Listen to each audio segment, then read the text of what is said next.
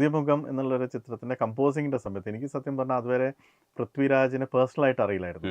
പൃഥ്വിരാജിൻ്റെ പടങ്ങളൊക്കെ കണ്ടിട്ടുണ്ട്, അതുപോലെ എൻ്റെ പാട്ടുകളും കേട്ടിട്ടുണ്ട്. പരസ്പരം നമ്മൾക്ക് രണ്ടുപേരുടെയും വർക്ക് ഇഷ്ടമാണെങ്കിലും കൂടുന്നത് പുതിയ മുഖത്തിലായിരുന്നു. എൻ്റെ കമ്പോസിങ് എന്താണെന്നൊക്കെ കേൾക്കാന്ന് വെച്ച് വന്നതാണ്.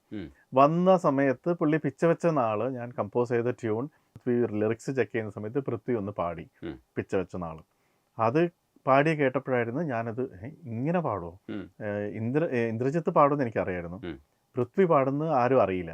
അപ്പം നോക്കിയപ്പം ഇന്ദ്രജിത്തിൻ്റെ അത്രയും തന്നെ നന്നായിട്ട് പൃഥ്വിയും പാടുന്നുണ്ട്. അപ്പം ഞാൻ പൃഥ്വിയുടെ അടുത്ത് ചോദിച്ചു, എല്ലാം കഴിഞ്ഞപ്പോൾ നമുക്ക് ഇതെന്തായാലും ഒരു മാസ് പടമാണ്, മാസ് പടത്തിൽ ഹീറോ തന്നെ പാടുകയാണെങ്കിൽ കുറച്ചും കൂടി രസം ഉണ്ടാവും ആൾക്കാർക്ക്. ആ ഒരു സൂപ്പർ സ്റ്റാറിലേക്കുള്ളൊരു യാത്ര വളരെ കുറച്ചും കൂടി സ്മൂത്ത് ആവും.